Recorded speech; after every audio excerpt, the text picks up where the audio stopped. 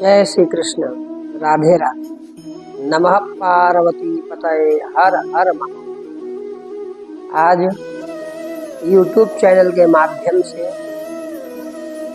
हम आपको पूर्णमासी व्रत की कथा श्रवण कराएं।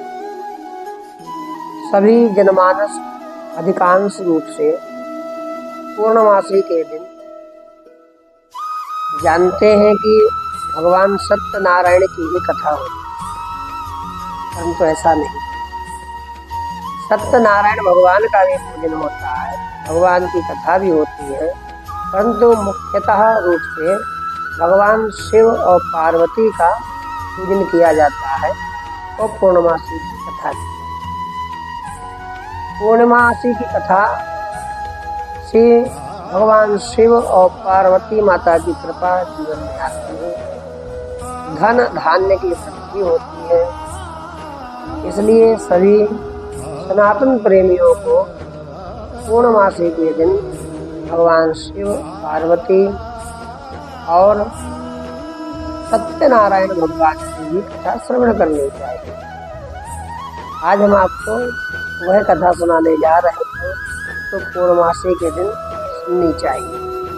जो कहते हैं कि हम पूर्णमासी का,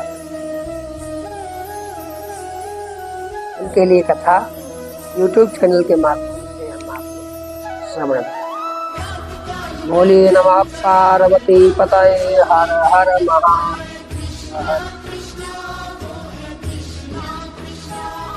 पूर्णमासी व्रत धारण करने वाले पुरुषों व स्त्रियों को प्रातः काल ब्रह्म मुहूर्त में उठकर स्नान ध्यान करना चाहिए। ब्रह्म मुहूर्त क्या होता है? सूर्य उदय से 1.5 घंटे पहले का जो समय होता है उसको ब्रह्म मुहूर्त कहते हैं। पवित्र स्थान में आटे से चौक पूर कर केले का मंडप बनाकर शिव पार्वती की पार्थिव प्रतिमा मिट्टी की मूर्ति बनाकर स्थापित करें। उसके बाद में नवीन वस्त्र पहनाकर आसन पर पूर्व दिशा की ओर मुख करके बैठे। भगवान गणपति का पहले ध्यान, क्योंकि कहा जाता है विघ्न हरण मंगल करण काटत सकल कलेश, सबसे पहले सुमिरिए पुत्र गणेश। तो सबसे पहले भगवान गणपति का ध्यान करें, भगवान शिव पार्वती का पूजन करें, भगवान को पंचामृत से स्नान करवावे, शुद्ध जल से स्नान करवावे, वस्त्र धारण करा के यज्ञोपवीत उपवस्त्र यज्ञोपवीत आदि चंदन रोली, पार्वती माता को सिंदूर आभूषण, फूलों का हार, धूप दीप नैवेद्य, पान सुपारी, इत्र और दक्षिणा आदि भगवान को। शिव पार्वती का ध्यान करें। शिव पार्वती का ध्यान करने के बाद में पूर्णिमा व्रत की कथा आरंभ।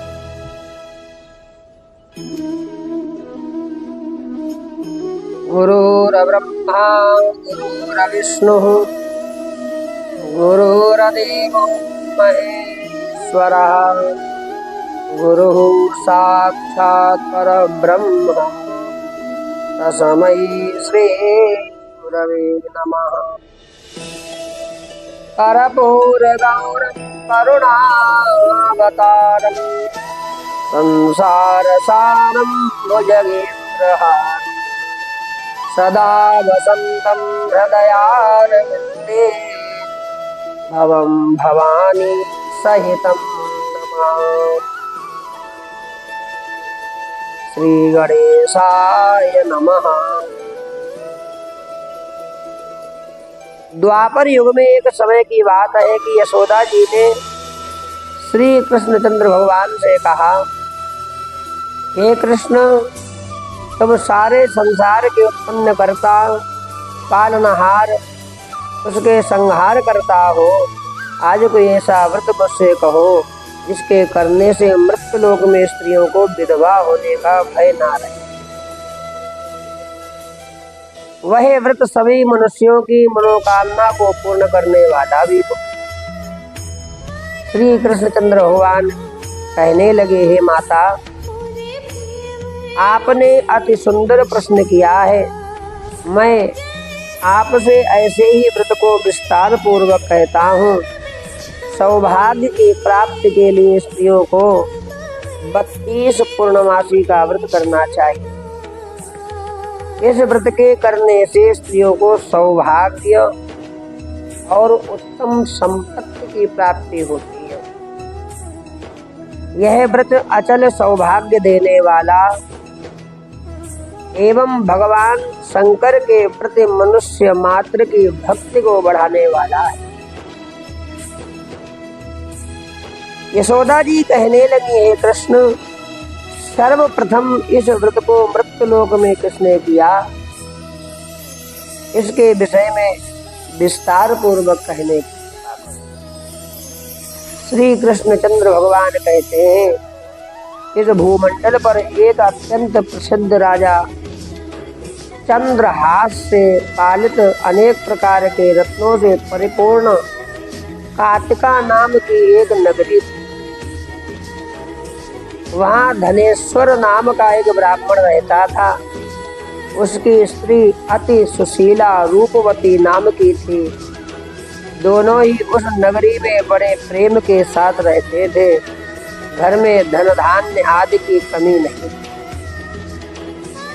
लेकिन संतान न होने की वजह से उनको बड़ा दुख था। एक समय एक बड़ा तपस्वी योगी उस नगरी में आया। वह योगी उस ब्राह्मण के घर को छोड़कर अन्य सब घरों से भिक्षा लाकर भोजन किया करता था। वह योगी एक दिन रूपवती से भिक्षा न लेकर किसी अन्य घर से भिक्षा लेकर गंगा के किनारे जाकर भिक्षान्न को प्रेम पूर्वक खा रहा था कि धनेश्वर ने योगी का यह सब कार्य किसी प्रकार से देख लिया। अपनी भिक्षा के अनादर से दुखी होकर धनेश्वर योगी से बोले, महात्मन, आप सब घरों से भिक्षा लेते हैं परंतु मेरे घर की भिक्षा कभी नहीं लेते। इसका क्या कारण है महाराज, बताइए। योगी कहने लगे, निपुत्री के घर की भीख पतितों के अन्न के समान होती है और जो पतितों का अन्न खाता है वह पतित हो जाता है। क्योंकि तुम पुत्रहीन हो, अतः पतित हो जाने के भय से मैं तुम्हारे घर की भिक्षा नहीं लेता। धनेश्वर यह बात सुनकर अपने मन में बहुत दुखी हुआ और हाथ जोड़कर योगी के पैरों पर गिर पड़ा। आर्त भाव से कहने लगा, हे महाराज, यदि ऐसा है तो आप मुझको पुत्र प्राप्ति का उपाय बताइए। आप सर्वज्ञ हैं, ऋषि हैं, महात्मा हैं, मुझ पर अवश्य ही कृपा कीजिए। धन की मेरे घर में कोई कमी नहीं, परंतु मैं पुत्र ना होने के कारण अत्यंत दुखी रहता हूँ। आप मेरे इस दुख को दूर करें। आप सामर्थ्यवान हैं। यह सुनकर योगी कहने लगे, हे ब्राह्मण, तुम चंडी आराधना करो, भगवती की भक्ति करो, चंडी की आराधना करो, तुमको संतान की प्राप्ति होगी।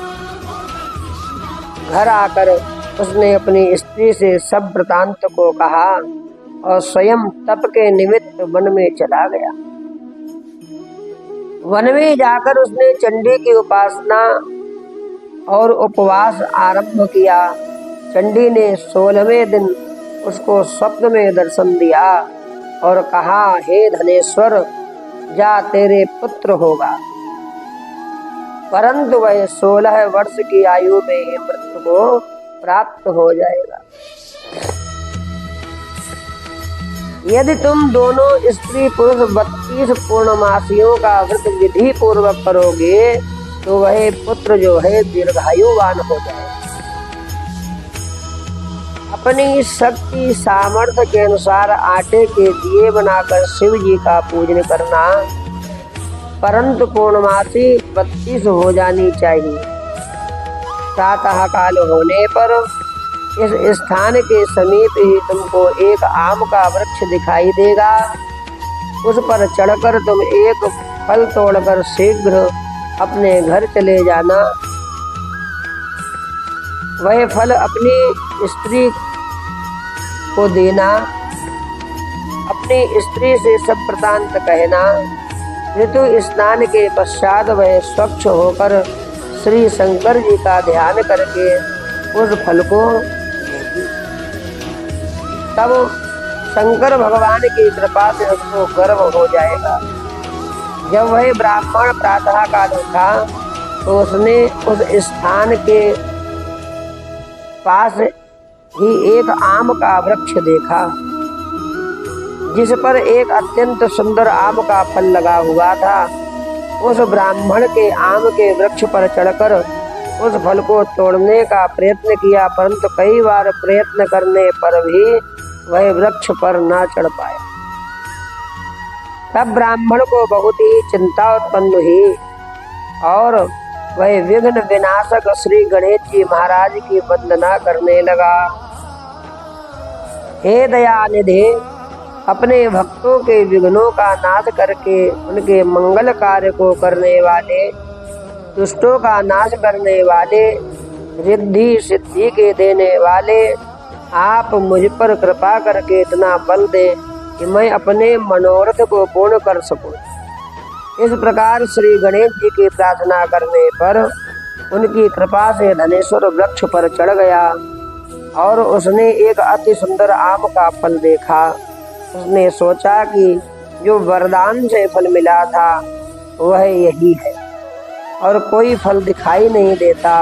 वो धनेश्वर ब्राह्मण ने जल्दी से वह फल तोड़कर अपनी स्त्री को लाकर दिया और उसकी स्त्री ने अपने पति के कथनानुसार फल को खा लिया और भगवान के आशीर्वाद से उसकी पत्नी गर्भ हो गई। देवी जी की असीम कृपा से उसके एक अत्यंत सुंदर पुत्र उत्पन्न हुआ, जिसका नाम उन्होंने देवदास रखा। माता पिता के हर्ष और शोक के साथ वह बालक शुक्ल पक्ष के चंद्रमा की भांति अपने पिता के घर में बढ़ने लगा। भवानी की कृपा से वह बालक बहुत ही सुंदर, सुशील और विद्या ग्रहण कर बहुत ही निपुण हो गया। दुर्गा जी की आज्ञा अनुसार उसकी माता ने 32 पूर्णमासी का व्रत रखना प्रारंभ कर दिया, जिससे उसका पुत्र दीर्घायुवान। 16वां वर्ष लगते ही देवदास के माता पिता को बड़ी चिंता हो गई कि कहीं उनके पुत्र की इस वर्ष मृत्यु न हो जाए। इसलिए उन्होंने अपने मन में विचार किया, यदि वह दुर्घटना उनके सामने हो गई तो वे इसे कैसे सहन कर सके।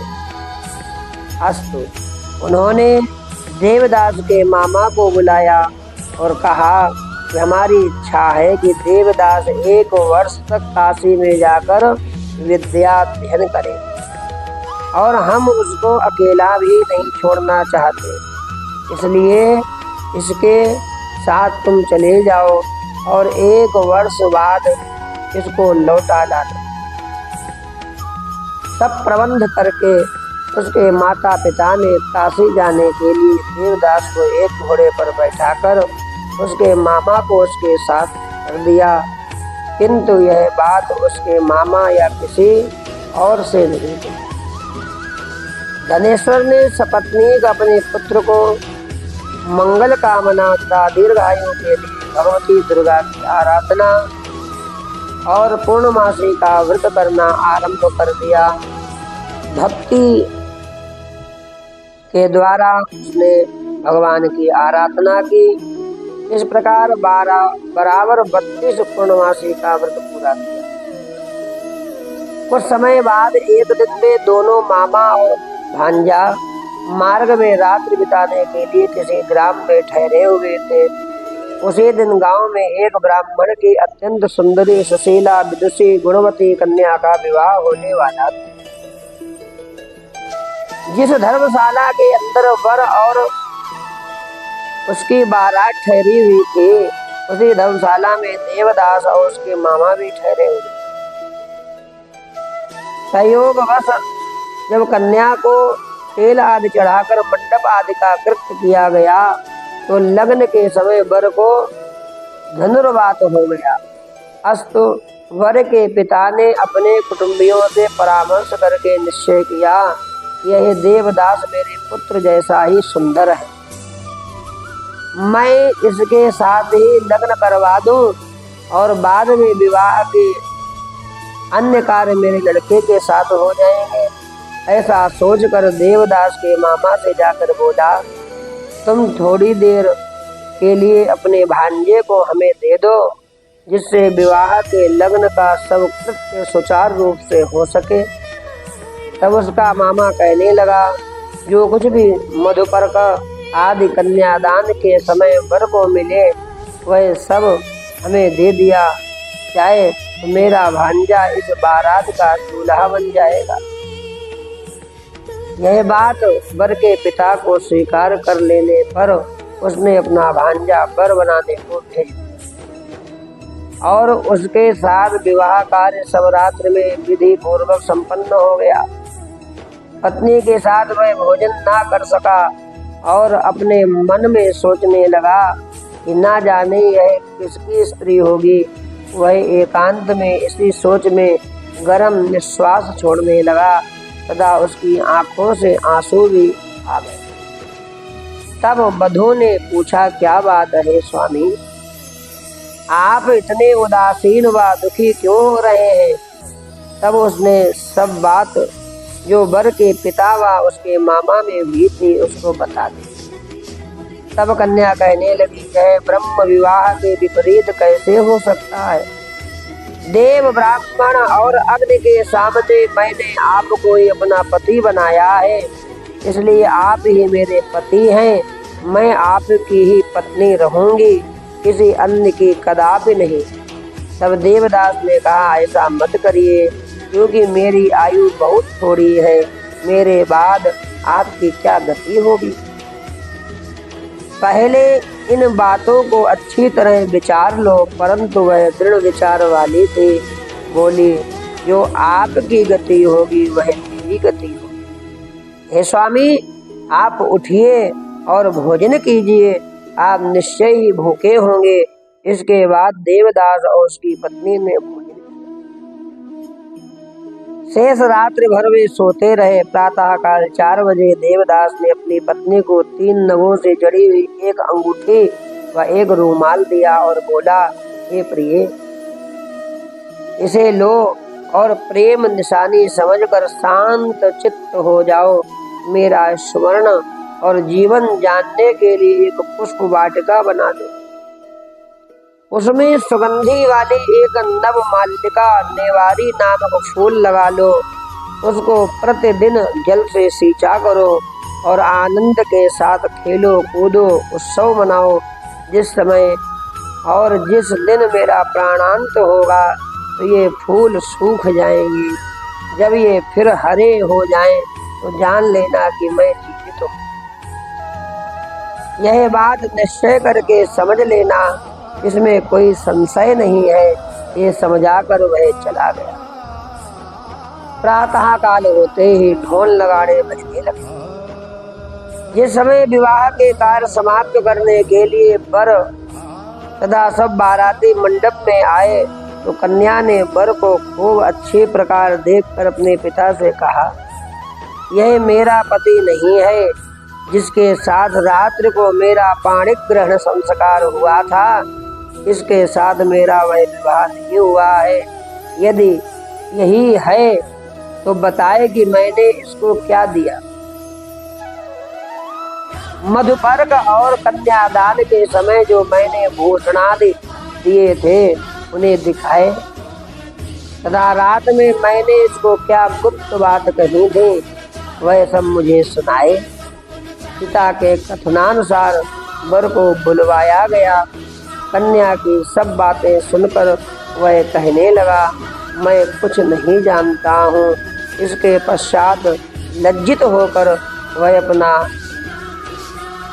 मुंह लेकर चला गया। सारी बारात भी अपमानित होकर वहां से लौट गई। श्री कृष्णचंद्र भगवान कहने लगे, हे माता, इस प्रकार देवदास काशी विद्याध्ययन के लिए चला गया। जब कुछ समय बीत गया तो काल से प्रेरित होकर एक सर्प रात्रि के समय उसको डसने के लिए वहां आया। उस विषधर के प्रभाव से उसके शयन का स्थान चारों ओर से विष की ज्वाला से विषैला हो गया, परंतु वृत राज के प्रभाव से सर्प उसको काटने ना पाया, क्योंकि उसकी माँ ने पहले से ही द्वात की शत पूर्णमासी का व्रत कर रखा था। इसके बाद मध्याह्न के समय स्वयं काल वहां पर आया और उसके शरीर से उसके प्राणों को निकालने का प्रयत्न करने लगा, जिससे वह मूर्छित होकर पृथ्वी पर गिर पड़ा। भगवान की कृपा से, करुणा से उसी समय पार्वती मैया के साथ श्री शंकर जी वहां पर आ गए। उसकी मूर्छित दशा देखकर श्री पार्वती जी ने भगवान शिव से प्रार्थना की, महाराज, इस बालक की माता ने पहले 32 पूर्णमासी का व्रत किया था, जिसके प्रभाव से हे भगवान आप इसको प्राण दान दें। भवानी के कहने पर भक्त वत्सल भगवान शिव ने उसको प्राण दान दे दिया। इस व्रत के प्रभाव से काल मृत्यु को छोड़ देना पड़ा और वह बालक जो था स्वस्थ होकर उठकर बैठ गया। बोले शंकर भगवान की जय। उधर उसकी स्त्री उसके काल की प्रतीक्षा किया करते थे। जब उस पुष्प वाटिका में पत्र पुष्प कुछ भी नहीं रहे तो उसको अत्यंत आश्चर्य हुआ, और जब वह फिर वैसे ही हरी भरी हो गई तो जान गई कि वह जीवित हो गए हैं। यह देखकर वह बहुत प्रसन्न मन से अपने पिता को कहने लगे, पिताजी, मेरे पति जीवित हैं, आप उनको ढूंढिए। 16वां वर्ष व्यतीत हो गया है। तब देवदास भी अपने मामा के साथ काशी से चल दिया। भगवान शिव की जय जयकार करते हुए देवदास चल पड़ा। इधर उसके ससुर उसको ढूंढने के लिए अपने घर से चलने ही वाले थे कि वे दोनों मामा भांजा वहां पर आ गए। उनको आया देखकर उसका ससुर बड़ी प्रसन्नता के साथ उन्हें अपने घर में ले आया। उस समय नगर के निवासी भी वहां इकट्ठे हो गए। सबने निश्चय किया कि अवश्य ही उसी बालक के साथ इस कन्या का विवाह हुआ था। उस बालक को जब कन्या ने देखा तो पहचान लिया और कहा कि यह तो वही है जो संकेत करके गया था। तदोपरांत सभी कहने लगे कि अच्छा हुआ जो यह आ गया, और सब नगरवासियों ने खुशी मनाई, ढोल नगाड़े बजाए। कुछ दिन पश्चात देवदास अपनी पत्नी तथा मामा के साथ अपने ससुर के घर से बहुत सा दान दहेज लेकर अपने घर के लिए चल दिया। गांव के आने पर तो कई लोगों ने उसको देखकर उसके मामा पिता को पहले ही जाकर खबर दे दिया। माता पिता से कहा कि देवदास नगर में प्रवेश कर रहे हैं। तुम्हारे पुत्र देवदास अपनी पत्नी मामा सहित आ रहे हैं। ऐसा समाचार सुनकर पहले तो उन्हें विश्वास ही नहीं हुआ, किंतु जब और लोगों ने भी आकर उनकी बात का समर्थन किया। उनको बड़ा आश्चर्य हुआ और भगवान शिव की जय जयकार करने लगे। बोले शंकर भगवान की जय। और थोड़ी देर बाद ही देवदास ने आकर अपने माता पिता के चरणों में अपना सिर रखकर प्रणाम किया। उसकी पत्नी ने भी अपने सास ससुर के पैरों का स्पर्श किया। माता पिता ने अपने पुत्र वधू को अपने हृदय से लगा लिया। दोनों की आंखों से प्रेमाश्रु बहने लगे। अपने पुत्र वधू के आने की खुशी से धनेश्वर ने बड़ा भारी उत्सव महोत्सव किया। बहुत से ब्राह्मणों को बुलाया, वेद मंत्रों का पाठ हुआ, ब्राह्मणों को भोजन कराया गया। बहुत सा दान दक्षिणा देकर उनको प्रसन्न कर कर विदा किया। श्री कृष्णचंद्र भगवान कहने लगे, इस प्रकार धनेश्वर 32 पूर्णमासी के व्रत के प्रभाव से पुत्रवान हो गया। जो भी स्त्रियां इस व्रत को करती हैं वे जन्म जन्मांतर तक वैधव्य का दुख नहीं भोगती, सदैव सौभाग्यवती रहती हैं। यह मेरा वचन है। इस व्रत में कोई संदेह नहीं करना चाहिए। यह व्रत पुत्र पौत्रों को देने वाला, सदा संपूर्ण मनोकामनाओं को पूर्ण करने वाला है। 32 पूर्णमासी के व्रत करने से व्रती व्यक्ति की सब इच्छाएं भगवान शिव जी की कृपा से पूर्ण हो जाती। और विशेष रूप से जिस भी मनोकामना से यह व्रत किया जाता है वह मनोकामना ही भगवान शिव भगवती पार्वती की कृपा से अवश्य पूर्ण हो जाती है। बोलिए शंकर भगवान की जय। नमः पार्वती पतये हर हर महादेव। यह पूर्णमासी की कथा आप सभी लोग अवश्य शेयर करें, क्योंकि जितने सनातन प्रेमी इस कथा को सुन सके उनका भी कल्याण होगा, हमारा भी कल्याण होगा, आपका भी कल्याण होगा। और जो अभी तक हमारे YouTube चैनल से नहीं जुड़े हैं वह अवश्य हमारे YouTube चैनल से भी जुड़े। जय श्री कृष्ण। राधे।